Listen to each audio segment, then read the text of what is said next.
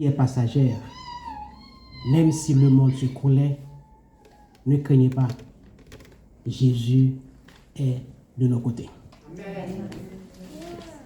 En ce saint jour du sabbat, nous rappelons que le même Dieu qui a sanctifié le 7e jour de la semaine a aussi sanctifié la dîme.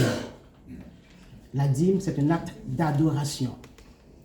Ce matin, notre message a pour titre « La dîme, obéissance, foi et responsabilité spirituelle ». À vous dire que c'est un sujet doctrinal de la doctrine et fort difficile à présenter à l'Église. Et si vous et moi nous sommes ici ce matin, c'est parce que nous sommes venus adorer le Seigneur. Abraham aussi a adoré le Seigneur à travers cette dîme. Dans le livre de Lévitique, chapitre 27, on a vu que la dîme n'est ni facultative, ni culturelle, comme le prétendent beaucoup. La juive, c'est pour le judaïsme. Elle est sainteté à l'Éternel. Et je vous invite à lire avec moi dans Lévitique, chapitre 27, les versets 30 à 34. Lévitique, chapitre 27, versets 30 à 34.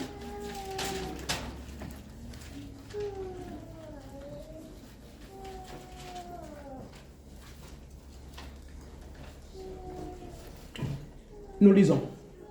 Toute dîme de la terre, soit des récoltes de la terre, soit du fruit des arbres, appartient à l'Éternel.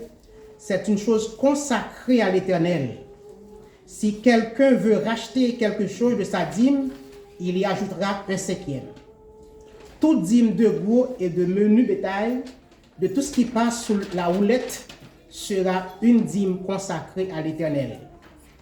On n'examinera point si l'animal est bon ou mauvais, et l'on ne fera point d'échange si l'on remplace un animal par un autre. Ils feront l'un et l'autre chose sainte, et ne pourront être rachetés.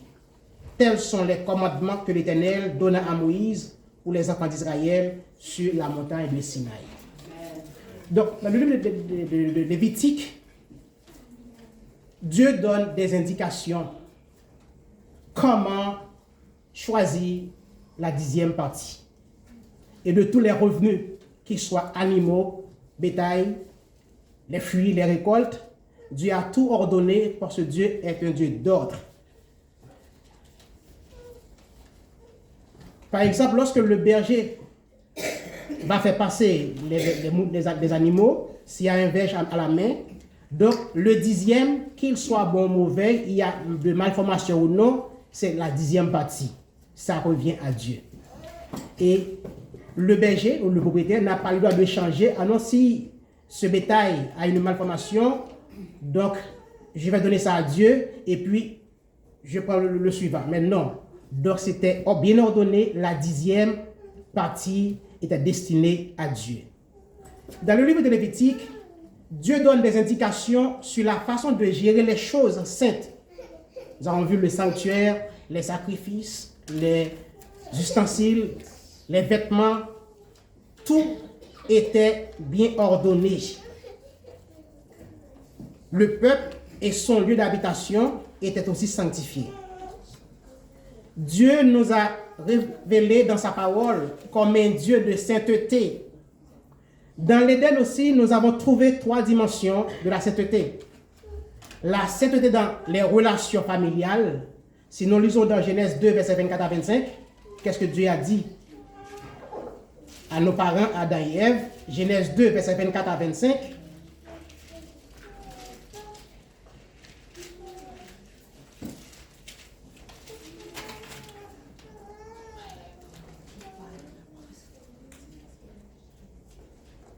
Il a dit, c'est pourquoi l'homme quittera son père et sa mère et s'attachera à sa femme et ils deviendront une seule chair. Donc, Dieu a choisi Ève comme la compagne d'Adam. Et Dieu même a institué le mariage en Éden. Mais aussi, on a vu aussi que la sainteté dans le temps à travers le sabbat, pas seulement le mariage, mais aussi le sabbat dans Genèse 2, verset 1 à 3, Dieu a dit, ainsi fut achevé les cieux et la terre et de toute leur armée. Dieu acheva au 7e jour son œuvre qu'il avait faite et il se reposa au 7e jour de toute son œuvre qu'il avait faite. Donc, le sabbat aussi, Dieu a béni le 7e jour et il le sanctifia parce qu'en ce jour, il se reposa de toute son œuvre et qu'il avait créé en la faisant. Donc, ce sabbat, on dit le saint jour, c'est parce que Dieu l'avait sanctifié. Amen. La sainteté de l'Éternel dans le temps. Mais aussi, dans Lévitique, nous avons vu aussi qu'il y a une troisième dimension, la sainteté dans la possession, dans tout ce que nous possédons. Dans Genèse 2, verset 17, il a dit, mais tu ne mangeras pas de l'arbre de la connaissance du bien et du mal, car le jour où tu en mangeras, tu mourras. En Éden, il y avait une multitude d'arbres en Éden. Mais Dieu a dit à nos patriarches, de toute l'arbre qui se trouve au milieu du jardin, quant à cet arbre-là, il ne faut pas le toucher. C'est la connaissance du bien et du mal. Et c'était réservé uniquement à Dieu. Donc, ce matin, nous allons étudier ensemble comment gérer les choses saintes ou sacrées. Le mot saint signifie réservé, mis à part, un usage exclusif. Et Pierre de ce côté a dit, dans 1 Pierre 2, verset 9, en tant que membres de l'Église, nous sommes appelés à la sainteté. Donc vous êtes un peuple acquis, une nation sainte. Nous sommes appelés à nous sanctifier. Dans le livre des conseils sur l'économe, page 70, il a dit que Ellen White a écrit, les adventistes enseignent que le mariage et le sabbat ont continué avec l'humanité après l'Éden. Même après l'Éden, le mariage et le sabbat continuent encore. Ellen White nous indique que de la même manière que l'arbre interdit était une preuve de gratitude envers Dieu, quand Dieu a dit à Adam, quand tu as le droit d'usage sur tous les arbres dans le jardin, mais quand à ce arbre-là, il ne faut pas le toucher. C'est une preuve de gratitude et de loyauté envers Dieu. La dîme aujourd'hui représente également une preuve de notre gratitude et de notre loyauté envers Dieu. Comme a dit Ellen White, l'arbre interdit moderne de nos jours est la dîme. Donc ce matin, pour les adventistes, la dîme fait partie intégrante de notre compréhension biblique de la gestion chrétienne. Et c'est de notre doctrine. Vous vous rappelez lorsque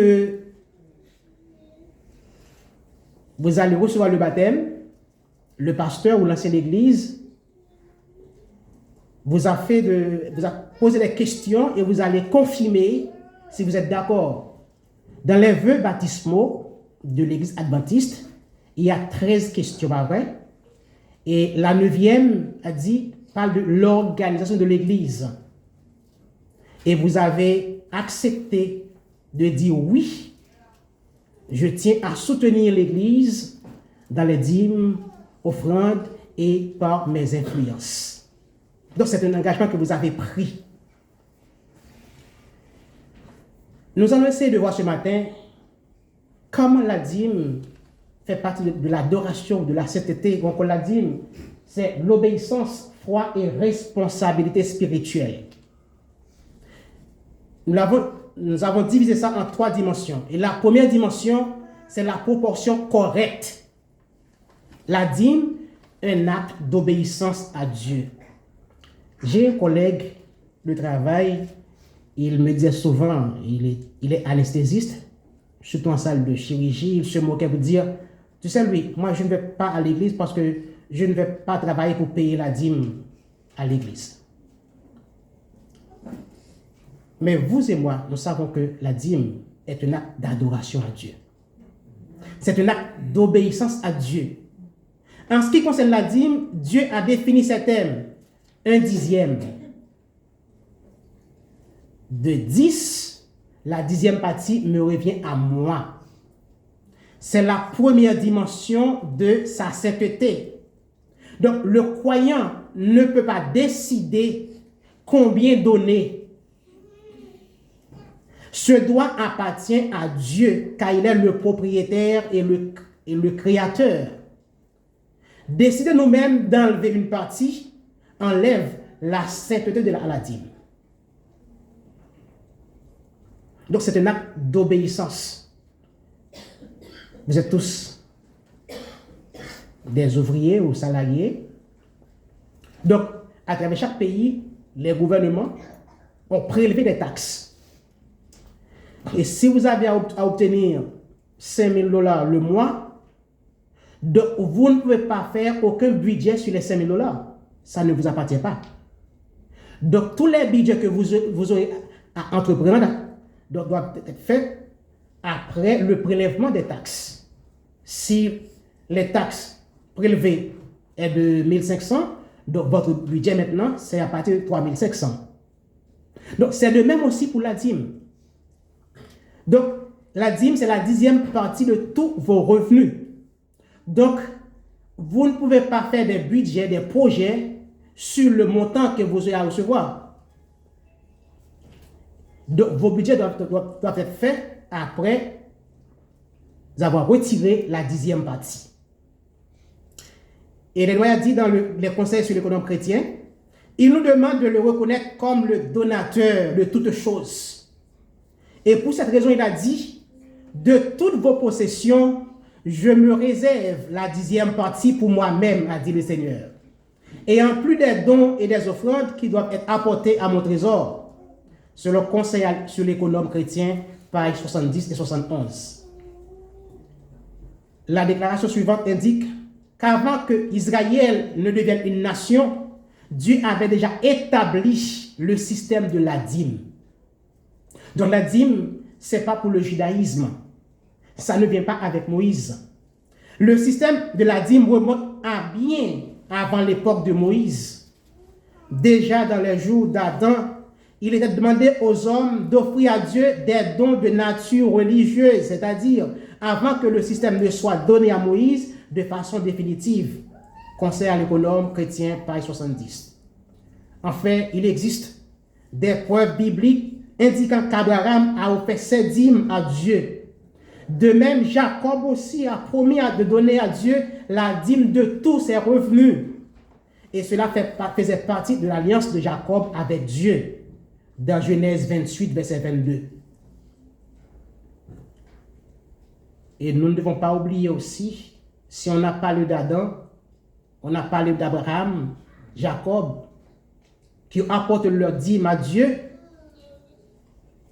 nous ne devons jamais oublier l'avertissement donné à travers Ananias et Saphira, une histoire bien connue à travers la Bible. Il y a des gens qui étaient fidèles à leur engagement envers Dieu, ils ont apporté leur dîme à Dieu, mais il y a aussi des autres qui ont enlevé. Ananias et Saphira, leur offrande était incomplète. Et la première dimension dit, c'est la proportion correcte, exacte. Mais Ananias et Saphira, ils ont essayé de tromper Dieu en prélevant une partie des offrandes. Et lorsque on donne la dîme de manière incomplète, donc il n'y a plus de sainteté. Seule la proportion correcte rend notre dîme sainte. Et Ellen White nous dit que cette dimension s'applique non seulement à la dîme, mais à tout autre don dédié au Seigneur. Dans le livre Les Actes des Apôtres, page 271. Dieu déclare clairement que la dîme lui appartient. L'obéissance possède toute bénédiction.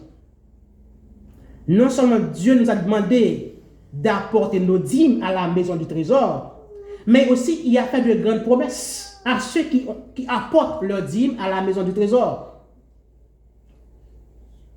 Il nous a promis d'ouvrir les écluses des cieux et faire déverser sur nous des bénédictions en abondance. Celui qui travaille pour le Seigneur n'aura à perdre. Comme le sabbat, la dîme est un signe de loyauté envers Dieu. Seule la proportion correcte rend notre dîme sainte. Nous n'apportons pas la dîme pour être sauvés,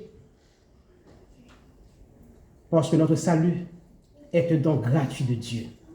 On n'apporte pas la dîme pour être sauvé, mais parce que nous sommes déjà sauvés par sa grâce, nous apportons de la dîme à la maison du trésor. L'obéissance d'apporter de la dîme à la maison du trésor est la réponse de l'amour, non un moyen de salut. C'est un acte d'obéissance à Dieu. On n'apporte pas la dîme pour être sauvé. Nous sommes déjà sauvés.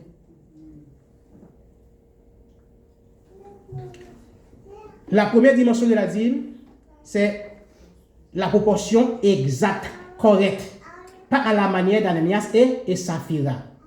La deuxième dimension que nous avons lue dans Lévitique, chapitre 27, apporter la dîme comme une expression vivante de la foi au bon endroit.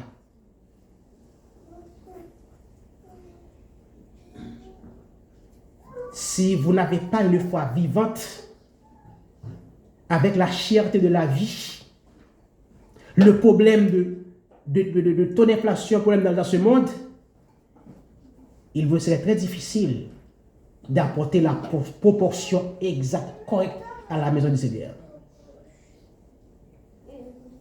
Donc, pour apporter la proportion correcte, il faut une expression vivante de foi dans le Seigneur. Il faut marcher avec Dieu. Lisons dans Deutéronome 12, versets 5 et 6. Deutéronome 12, versets 5 et 6.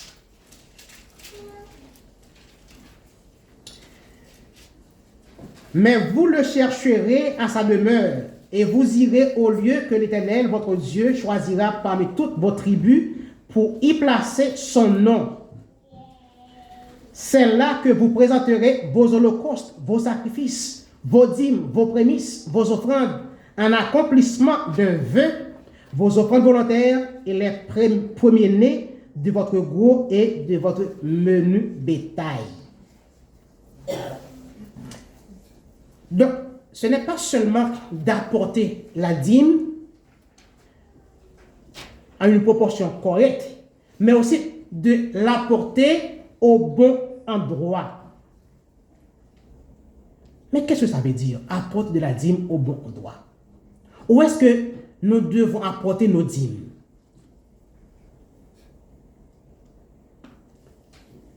Dans Deutéronome, il a dit où les enfants d'Israël devraient apporter le dîme. C'est à la maison du Seigneur.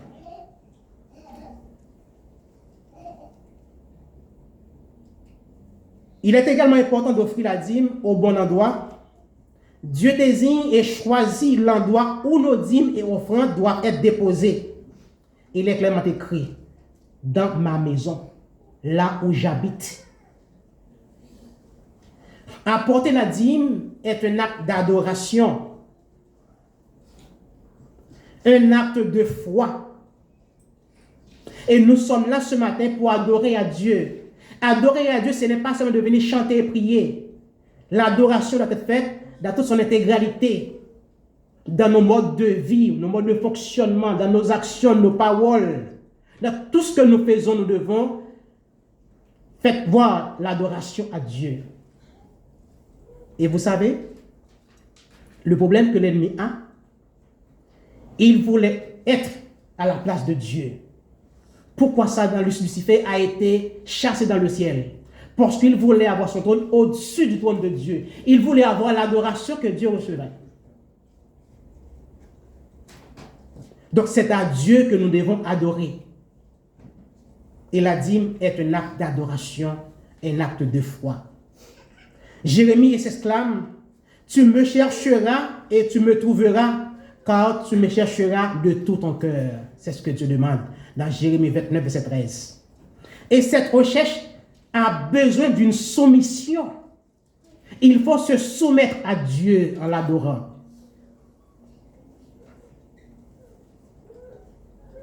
Nous ne pouvons pas choisir un lieu, comme on dit dans Deutéronome 12, verset 13 et 14.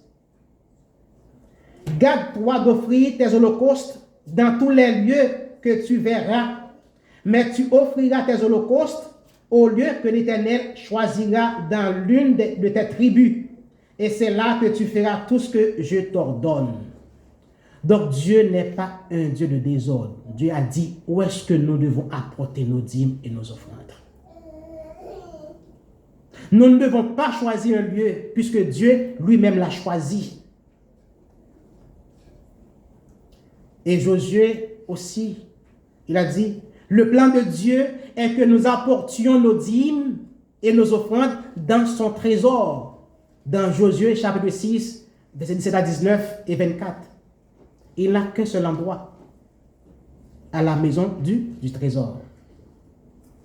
Et Josué va plus loin pour dire aux enfants d'Israël, dans Josué 7, 19 à 21, méfiez-vous de l'introduction de la malédiction de Dieu sur l'Église. Notre péché peut être collectif.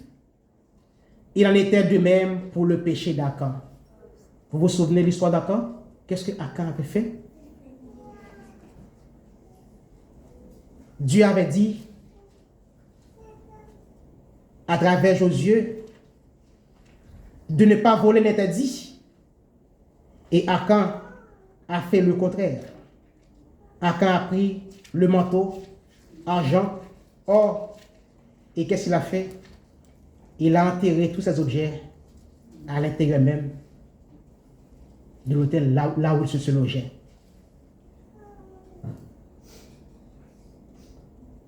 Sœurs et frères, il faut apprendre à se soumettre à la voix de Dieu. Akan a choisi cette voie, mais il a été averti, il connaissait bien, parce que Dieu avait dit à Josué ce qu'il devait faire.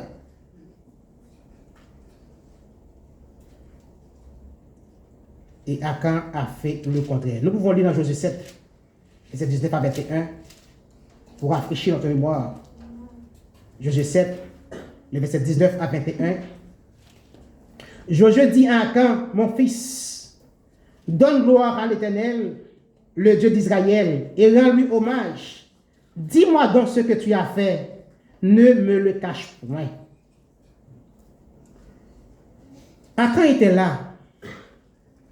Il savait qu'il a volé l'interdit. Il n'avait rien dit. Jusqu'à ce que Moïse et Josué lui adressa exactement. Akan répondit à Josué et dit, il est vrai que j'ai péché contre l'Éternel, le Dieu d'Israël, et voici ce que j'ai fait.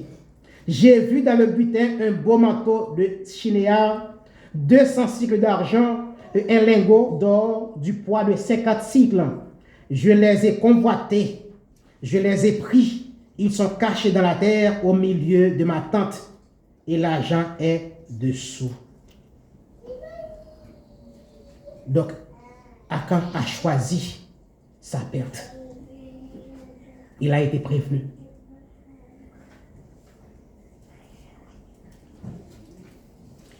Et Josué a dit, prendre ce qui est consacré à Jéhovah est maudit.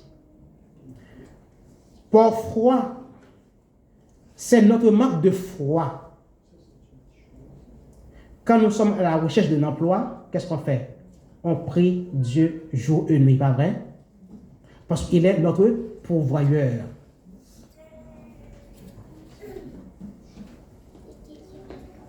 C'est l'instinct humain.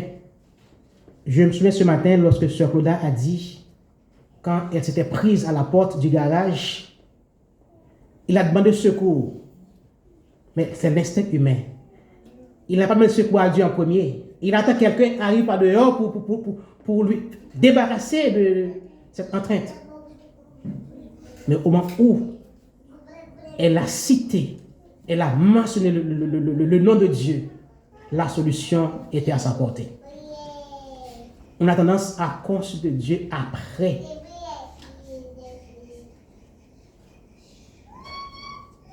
Mais en toute chose, nous devons d'abord consulter Dieu.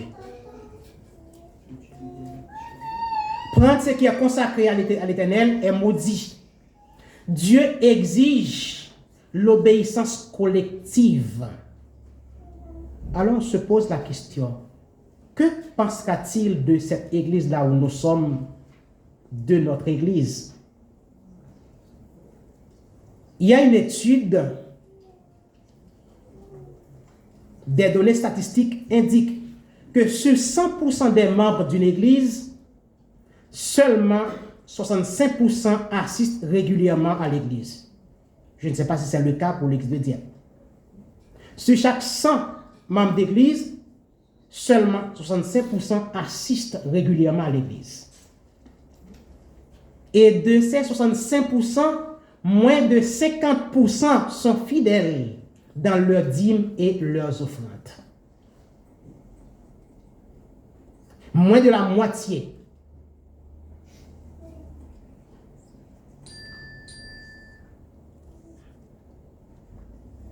Mais vous savez, nous récitons chaque jour les 10 commandements. Mais comment on peut dire à l'Église,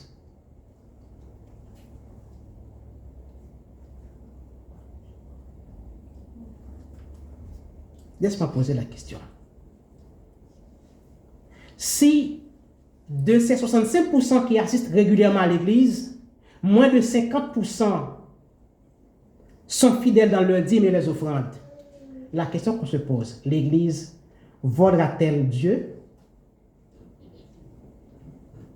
Que vous répondez?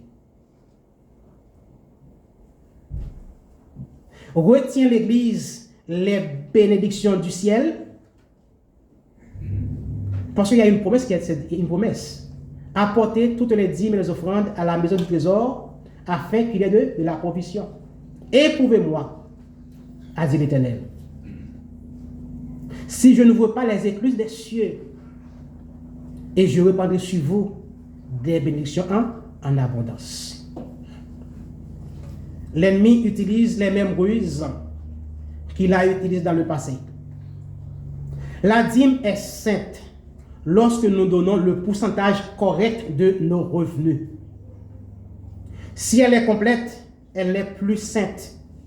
Pour qu'elle soit sainte, elle doit être envoyée là où Dieu dit et non là où tu penses, où tu décides. Malachie 3, ça dit, apporter la dîme exige de la confiance en Dieu.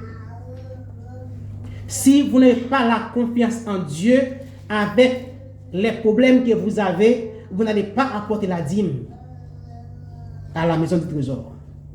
La foi se manifeste dans les décisions concrètes. Lorsque vous apportez de la dîme à la maison du trésor, vous n'aurez rien à perdre. Mais au contraire, votre actif augmente parce que Dieu promet. Il dit, éprouve-moi. Et je vais ouvrir les portes des écluses des cieux pour vous déverser des bénédictions en abondance. Mais comment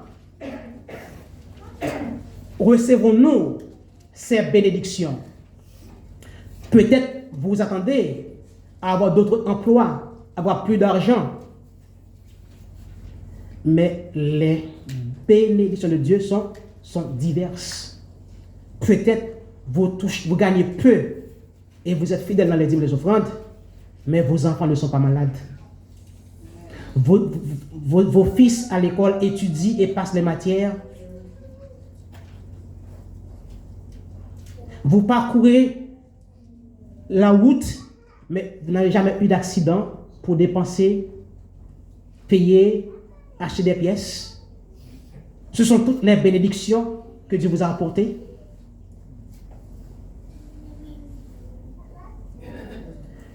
Dieu invite son peuple ce matin à le mettre à l'épreuve.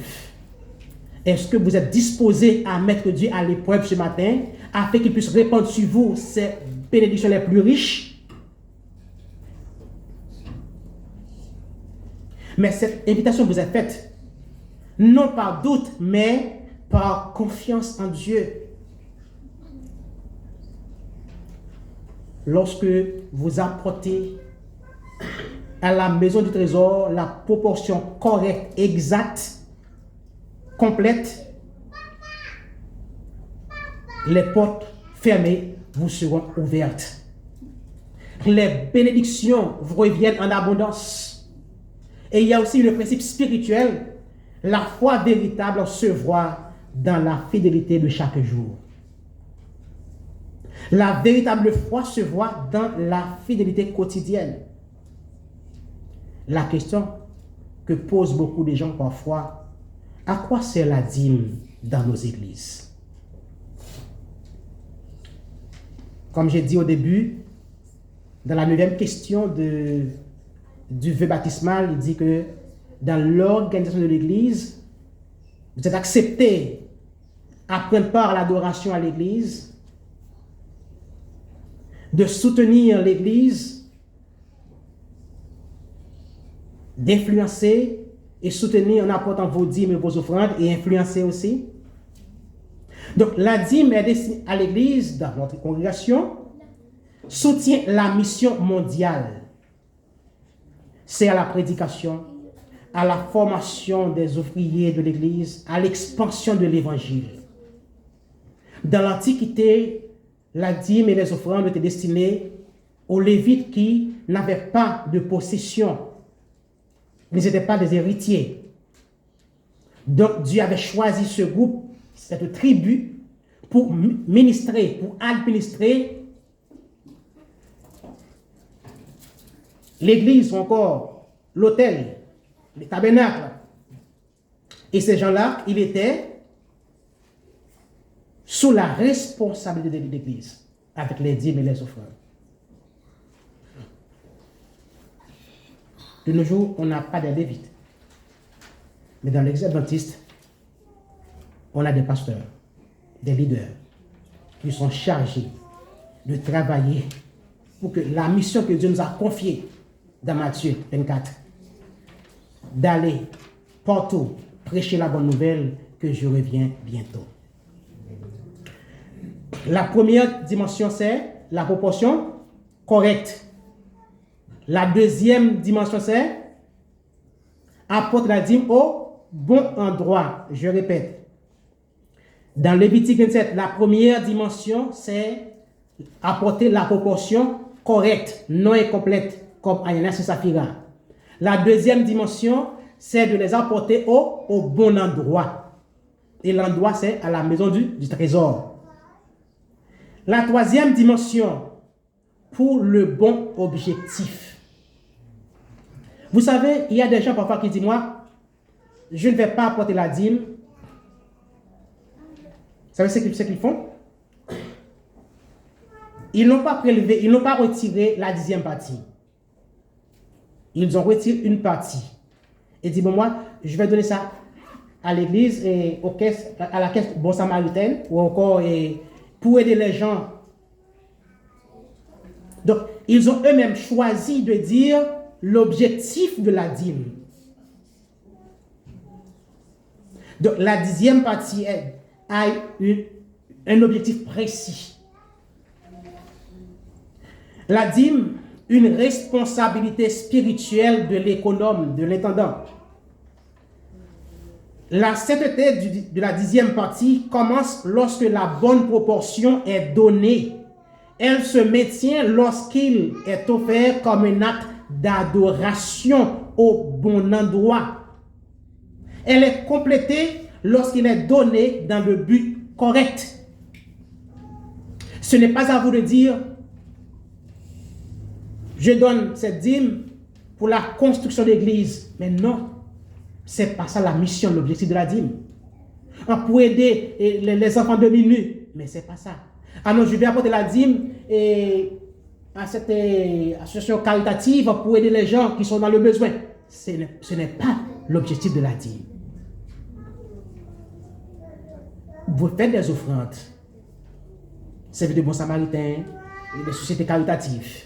Mais la dîme a une mission précise. Et pour que cette dîme soit sanctifiée, Donc, il faut d'abord les 3 dimensions. La proportion correcte, au bon endroit et avec le vrai objectif.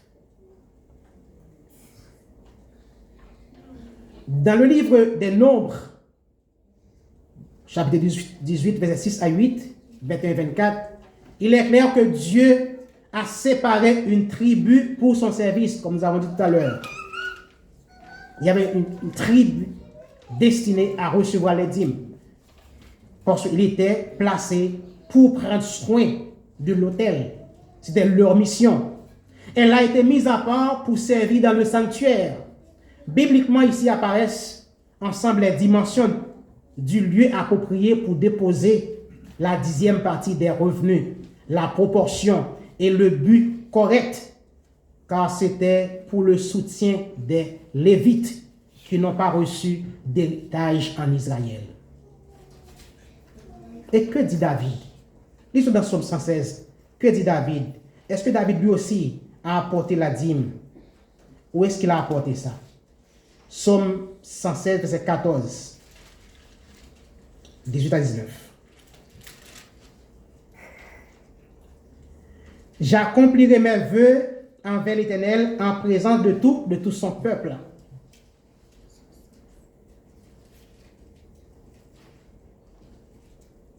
J'accomplirai mes vœux envers l'Éternel en présence de tout son peuple, dans les parvis de la maison de l'Éternel, au milieu de toi, Jérusalem, louez l'Éternel. David a choisi de le faire dans le temple.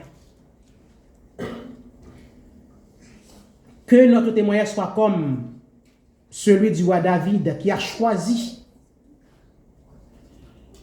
de ne pas envoyer ses dîmes et ses offrandes à n'importe quel endroit.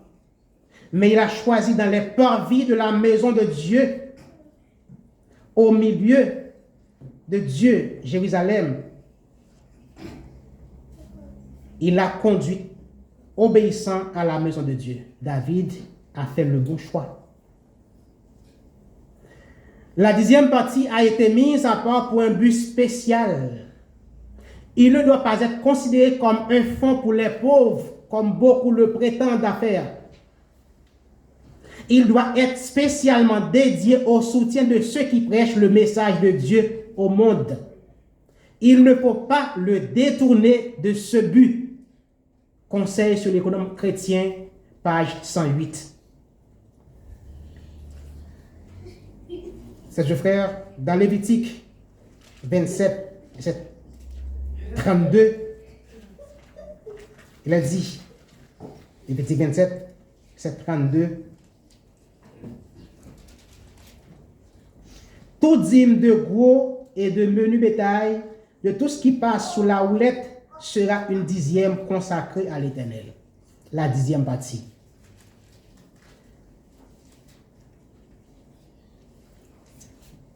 Est-ce que vous croyez que Dieu est le créateur de l'univers? Est-ce que vous croyez que Dieu est le grand pourvoyeur? Dieu est un Dieu juste. Il vous donne 100. Il vous donne 10. Seulement, il vous réclame une partie, la 10e. 1 sur 9. Et en plus de cela, il vous promet de vous ouvrir les portes pour vous déverser de riches bénédictions, de toutes sortes de bénédictions. Il y a un texte dans 1 Corinthiens 4, verset 2, j'aimerais lire avec vous. 1 Corinthiens 4, verset 2. Du reste, ce qu'on demande des dispensateurs, c'est que chacun soit trouvé fidèle. Paul a dit, du reste, ce qu'on demande des dispensateurs, des économes, des administrateurs, nous sommes tous des économes pour Dieu. Dieu est le propriétaire de l'univers. Il nous a donné le droit de gérer. Nous ne sommes que des dispensateurs, des administrateurs. Mais Paul a dit, c'est que chacun soit trouvé fidèle dans sa mission. Dieu est le propriétaire nous sommes que des gérants, des administrateurs, des intendants. La fidélité financière reflète la maturité spirituelle. Votre maturité spirituelle va déterminer votre fidélité au point de vue financier, dans l'apport des dîmes et des offrandes. Dieu veut des administrateurs, des économes fidèles. Et l'importance de cette fidélité dans le ministère des chrétiens est très considérée. La dîme assure l'ordre, la transparence et la mission de l'Église. Et c'est notre responsabilité de soutenir l'Église, de répondre avec foi l'invitation que Dieu nous a faite comme le propriétaire de tout. Il veut que nous soyons de fidèles économes.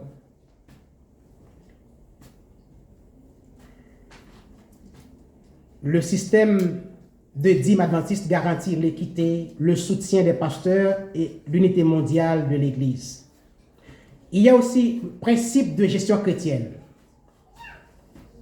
Être fidèle dans les biens matériels prépare à être fidèle dans les réalités éternelles. Il a dit, bien bon fidèle serviteur, je te confiais dans de petites choses, pas vrai? Vous vous rappelez l'histoire des talents? Donc, lorsque vous avez été fidèle dans les petites, mais je vous confie le grand maintenant. Dieu veut des économes fidèles qui savent bien gérer les biens qu'il nous donne. Et si vous êtes de bons économes, si vous travaillez dans une industrie et vous êtes de bons économes, je pense que le propriétaire va vous gratifier, pas vrai? Parce que vous allez l'aider à accomplir sa mission, ses objectifs. Chers frères, Dieu veut que nous soyons de fidèles économes, de vrais adorateurs. Donc, cette adoration, dans tout ce que nous faisons, nous devons être convaincus de remettre à Dieu la proportion correcte de la dîme au bon endroit et pour le bon objectif, les trois dimensions. La proportion correcte de la dîme au bon endroit et pour le bon but. C'est ainsi que nous manifestons notre fidélité à Dieu. Lisons dans Malachie 3, verset 10, 7 à 10. Malachie 3, verset 7 à 10.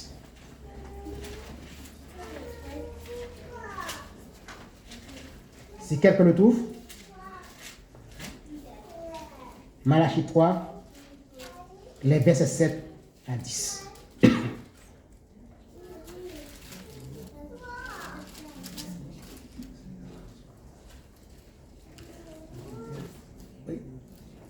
Depuis le temps de vos pères, vous vous êtes écartés de mes ordonnances.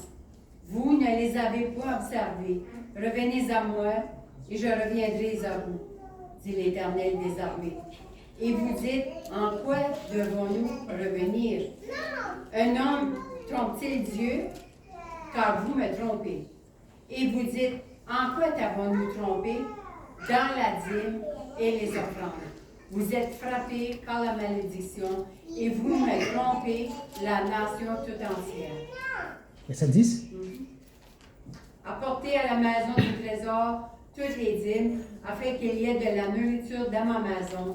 Mettez-moi de la sorte à l'épreuve, dit l'Éternel des armées, et vous verrez si je n'ouvre pas pour vous les écluses des cieux, si je ne répands pas sur vous la bénédiction en abondance. Amen.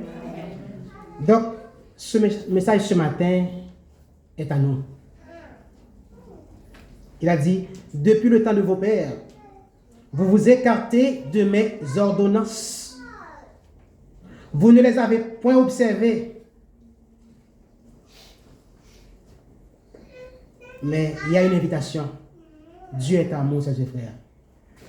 Il a dit, revenez à moi et je reviendrai à vous. Et vous dites, en quoi devons-nous revenir? Un homme trompe-t-il Dieu? Car vous me trompez. Et vous dites, en quoi t'avons-nous trompé? Je te dis, dans les dîmes et les offrandes. Vous êtes frappés par la malédiction et vous me trompez. La nation tout entière. Donc ce message a bien des années. Mais encore, ce message est encore debout dans ce siècle moderne là où nous sommes. Et ce message est lancé à nous ce matin.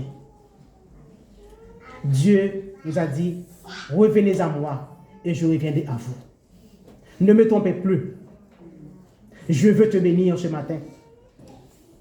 Je veux t'ouvrir les portes fermées afin que vous puissiez avoir de riches bénédictions au sein de votre vie, de votre famille. Il est regrettable qu'une grande majorité des chrétiens pensent que la gestion chrétienne concerne uniquement l'argent. Non. La gestion chrétienne concerne notre relation avec Dieu. Comment vous vivez avec Dieu? Quelle place Dieu a dans votre vie? Notre marche au jour le jour quotidienne avec lui par la foi, comme a dit l'apôtre Paul dans Hébreux 11, verset 6. Or, sans la foi, il est impossible d'être agréable à Dieu. Car pour s'avancer vers Dieu, il faut croire qu'il existe et qu'il récompense ceux qui le cherchent. Amen. Et Jérémie nous a dit, il faut rechercher Dieu dans la soumission. Donc, c'est un acte d'obéissance. La dîme est sainte. Il nous a été confié d'apprendre à nous relier, à nous relationner avec Dieu, à adorer Dieu. Certes, la dîme passe entre les mains des humains, de l'Église à la fédération. Par la suite, elle arrive comme le salaire des pasteurs. Nous ne sommes que des économes, des intendants. Tout appartient à Dieu. Et David le savait très bien. Il l'a dit dans Psaume 24, à l'Éternel, la terre et ce qu'elle renferme, le monde et ceux qui l'habitent. Tout appartient à Dieu. Dieu est le Dieu de l'impossible. Et si Dieu nous a fait cette invitation, parce qu'il voulait notre collaboration avec lui. Il voulait tester notre fidélité, notre esprit d'adoration. Si Dieu a pu dire à Moïse, par le rocher, afin que le peuple puisse se rassasier de leur soif. Dieu, de là où il se trouve, il pouvait payer les pasteurs, il pouvait faire tout. Si Dieu a pu utiliser un âne pour prêcher à apôtre Paul, qui Dieu ne peut pas faire? Dieu a utilisé l'âne pour prêcher à apôtre Paul.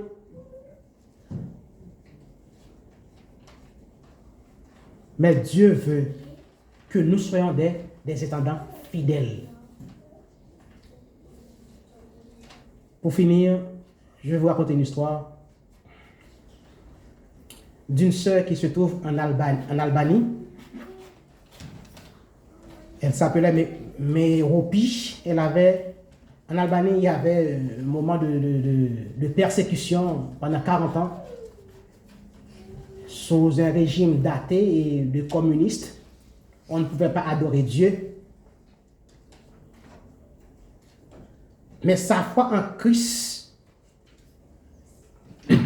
à peine qu'elle a été subie, persécutée et emprisonnée pendant plusieurs années. Mais elle a eu la chance, dans cette période de grande persécution des athées et des communistes, elle a été emprisonnée, mais elle a pu survivre. Et lorsque le régime est tombé, dans ce pays, en Albanie, par le biais d'Adra, que vous connaissez très bien, le biais d'Adra, des pasteurs adventistes ont arrivé en Albanie.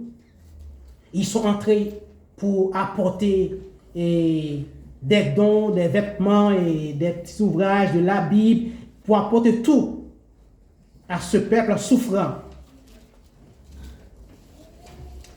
C'était en 1991, lorsque Adra a pu faire son apparition en Albanie. après la descente du régime des athées ou du communiste, cette dame emprisonnée a pu trouver sa liberté. Mais le fait que, durant toutes ces années vécues dans la prison et dans la grande persécution, elle n'a pas pu assister à l'église. Et à leur surprise, pour les pasteurs adventistes, lorsque la sœur Méropie a rencontré les pasteurs, la première chose qu'elle fit fut de le remettre au pasteur ses dîmes qu'elle gardait dans une boîte de métal pendant 40 ans. Pendant 40 ans de ce régime communiste, elle ne pouvait pas aller à l'église pour apporter ses dîmes. Elle a mis ses dîmes dans une boîte de métal pendant 40 ans.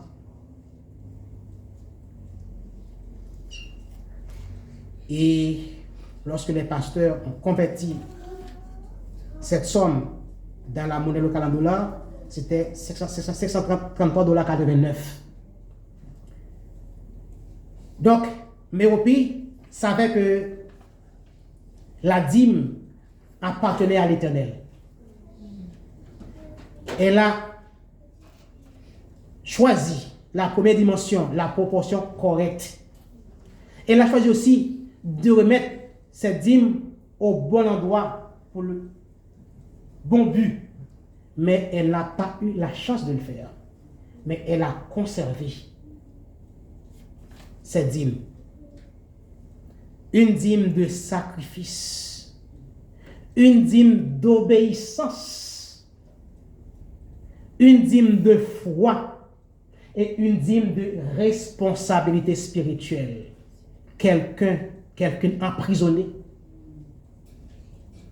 dans cette circonstance, mais a pu maintenir sa fidélité envers Dieu.